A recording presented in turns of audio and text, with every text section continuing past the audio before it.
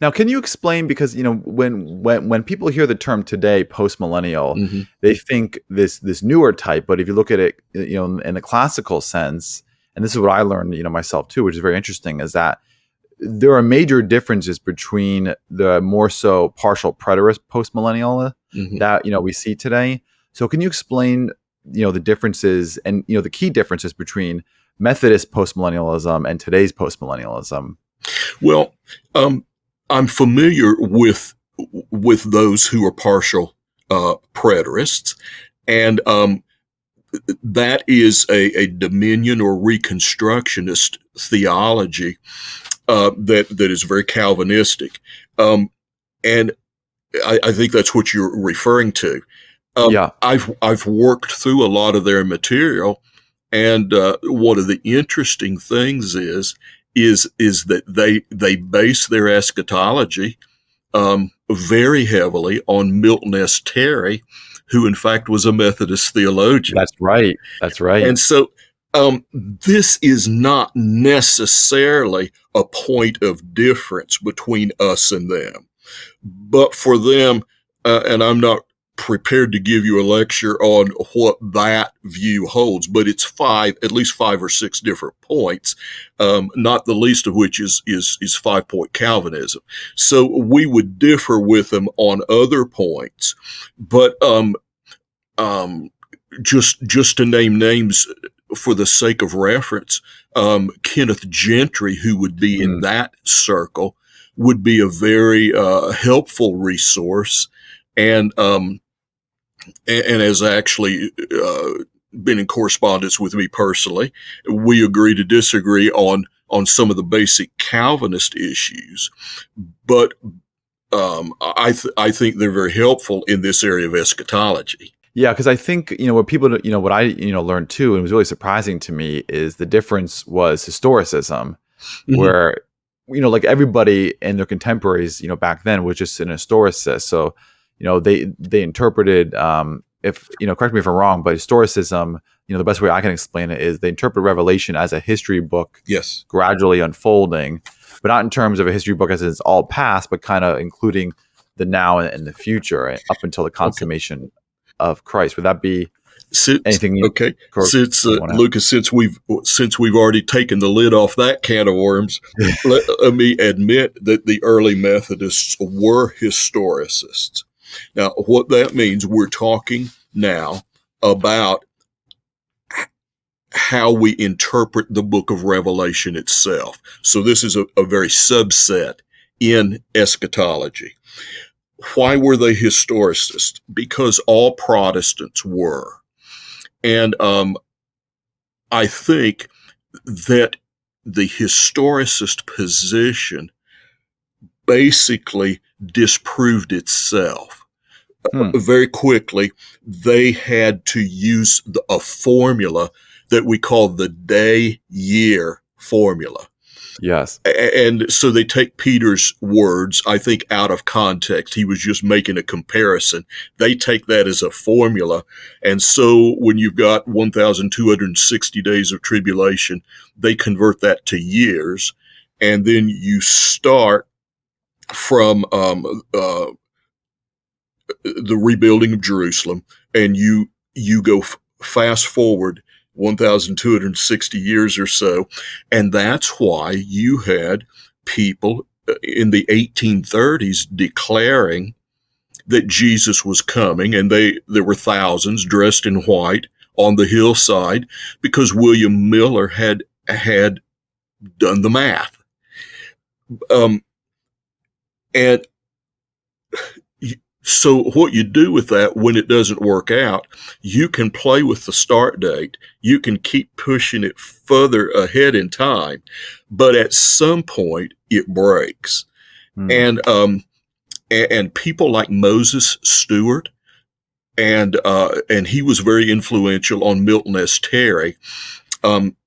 These people were living through this period, and when they saw that couldn't work, they went to the preterist position. Gotcha. Because one of the interesting things too is that classical postmillennialism believed that Revelation 20 and 19 was still future, Mhm. which is very different from today.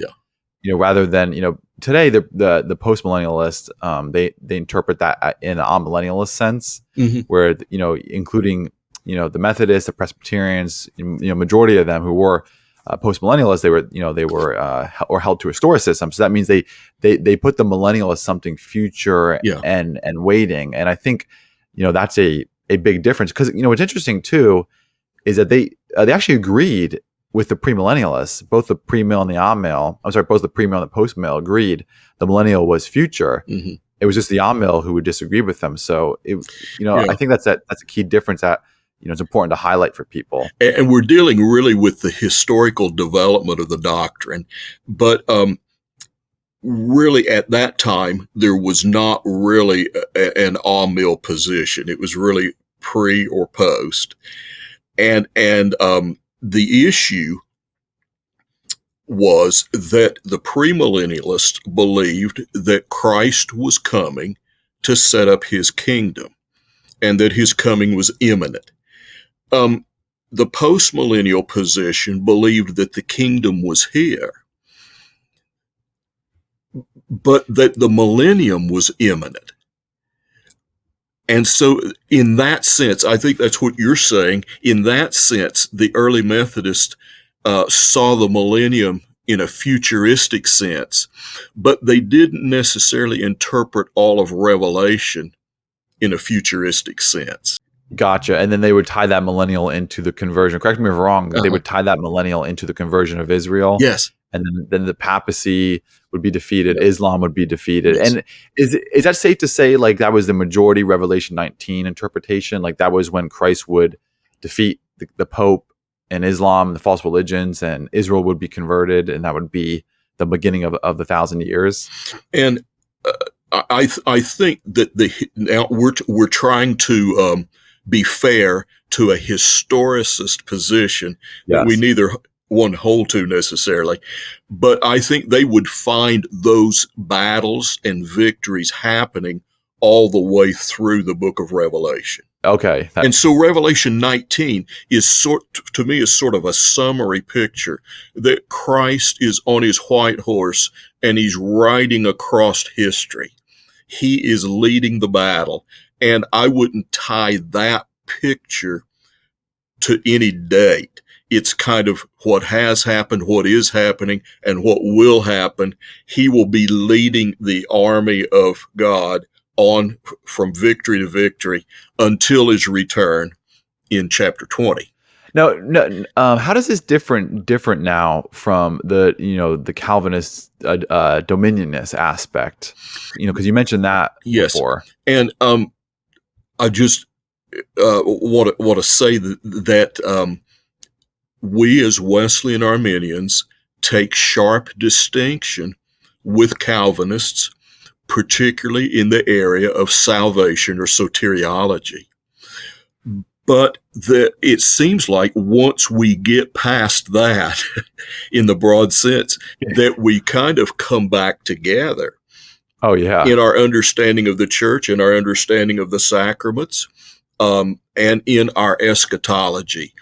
And so I want to be careful to be fair. This is not necessarily an issue that divides Methodists and Calvinists or Wesleyans and Calvinists. Now, when we're talking specifically about dominion theology, that could have political implications that we may or may not buy into. But, and you see, there's 4 or 5 points in their agenda, and we may agree with them on 1 or 2 and may not may agree to disagree on the others. So I'm not trying to say there's not a difference, but just eschatology in and of itself is not the great point of difference. Gotcha. Would you agree, or would it be fair for me to say that the difference with their postmillennialism was soteriological because they were pietists? So they believed that the revival would happen. The millennial would come about through revivals, and that would just increase and increase until the world was, to use their term, under the dominion hmm of Christ, and then converting to, or being converted to Christians, and that would just spread globally. So it would start then salvifically rather than through, like kind of, there's today there's a heavy emphasis on theonomy hmm and politics, Yeah. where the Methodists were pietists. Yeah. And actually, Lucas, I think that's where they would criticize us. Okay. Is because we're the ones who are trusting in the power of the Holy Spirit in revival, and not necessarily in legislation, the legislation of God's law.